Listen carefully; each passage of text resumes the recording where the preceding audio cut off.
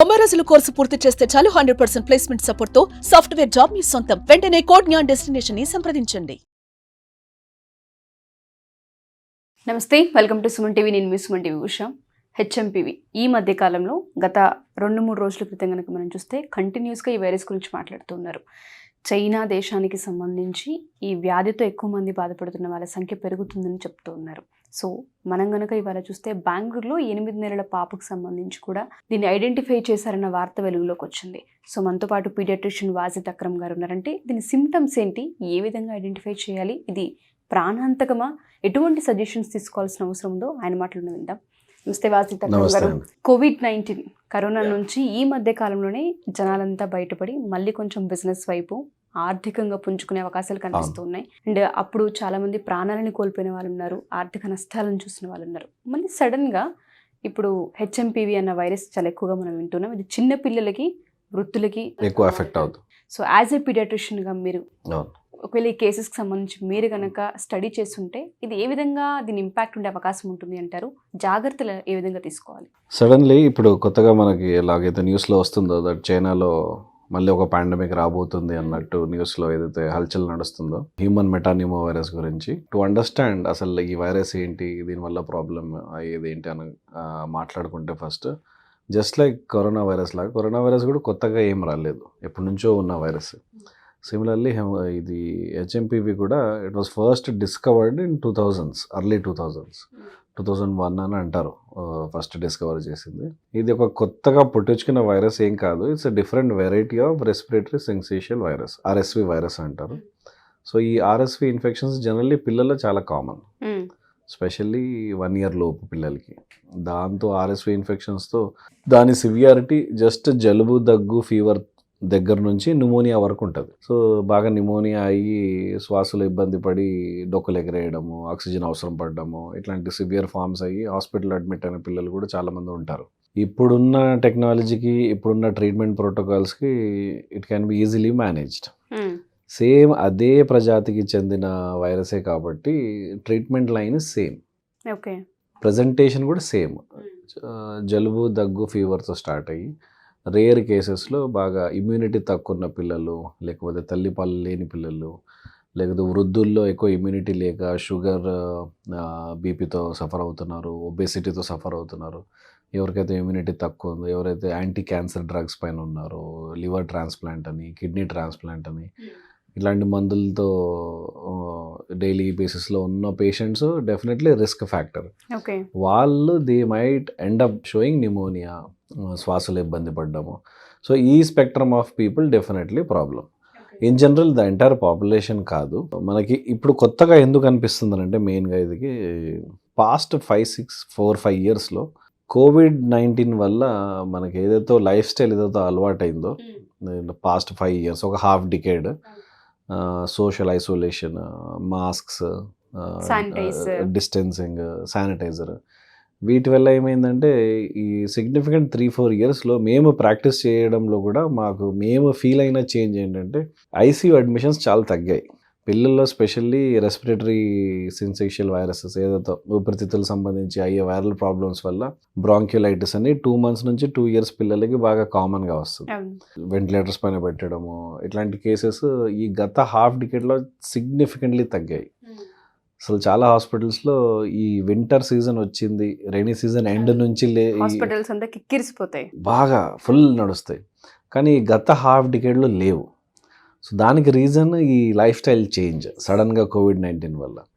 So ఇప్పుడు మీరు అన్నారు కదా బిజినెసెస్ రిటర్న్కి వస్తున్నాయని, అలానే సోషల్ బీయింగ్ ఏదైతే మనిషి ఉన్నాడో వాడి లైఫ్ స్టైల్ కూడా ఈజ్ కమింగ్ బ్యాక్.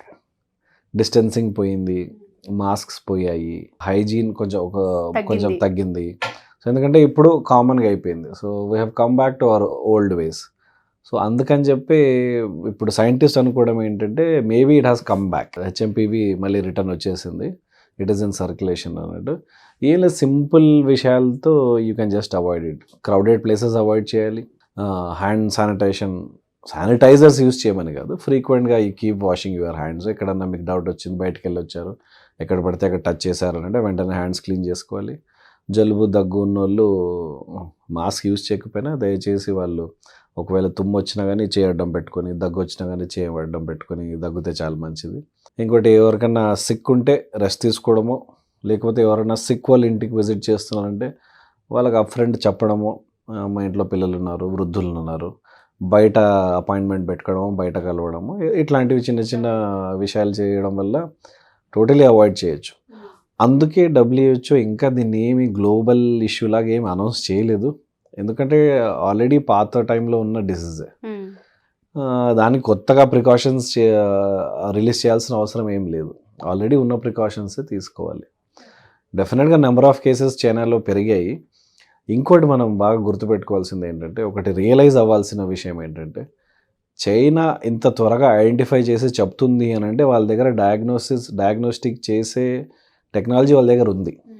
వెంటనే స్వాబ్ తీసేసి మెషిన్స్లో పెట్టేసి ఆ వైరస్ని ఐసోలేట్ చేసి చెప్పగలుగుతున్నారు అని అంటే it is because China can do it. China is capable of doing it. వెంటనే కనుక్కోవడం.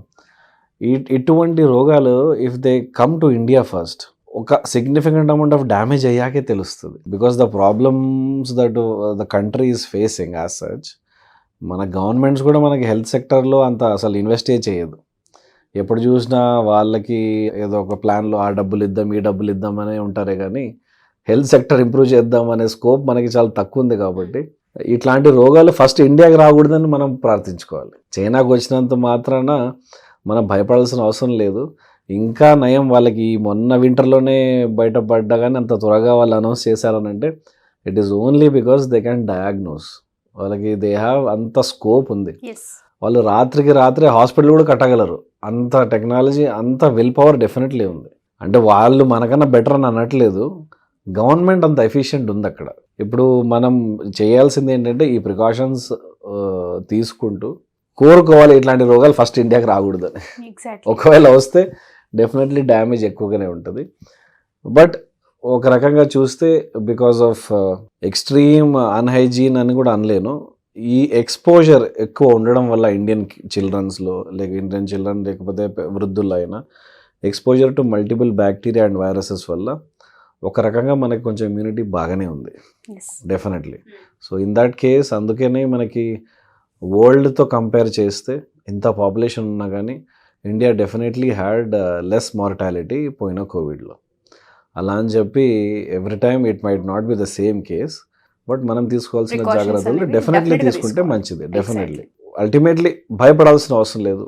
చిన్న లైఫ్ స్టైల్ చేంజెస్లో half of what we have done in Covid చేసినా చాలు.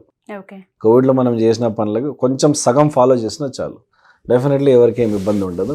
స్పెషల్లీ పిల్లలు ఉన్నోళ్ళు, పిల్లలు ఉండి తల్లిపాలు లేనోళ్ళు, వృద్ధులు ఎవరైతే సిక్ ఉన్నారో, ఆపరేషన్స్ చేసుకొని బెడ్ రెస్ట్లో ఉన్నారో, వీళ్ళ గురించి ఆలోచించి ఇంట్లో ఉన్న young people who are working out వాళ్ళు కొంచెం వాళ్ళ లైఫ్ స్టైల్ని మార్చుకుంటే entire family will be safe. Thank you sir. ఎందుకంటే ఇన్ఫర్మేషన్ అనేది చాలా అవసరం. అందరూ పానిక్ సిచ్యుయేషన్లోనే ఉంటారు తప్ప ప్రికాషన్ ఏంటి అన్న దానిపైన ఆలోచించరు. కొన్ని ప్రికాషన్స్ మనం సేఫ్ అవ్వడానికి ఉపయోగపడుతూ ఉంటుంటాయి. టైం తీసుకుని దాని నుంచి ఎక్స్ప్లెయిన్ చేసినందుకు thank you sir. Thank you so much.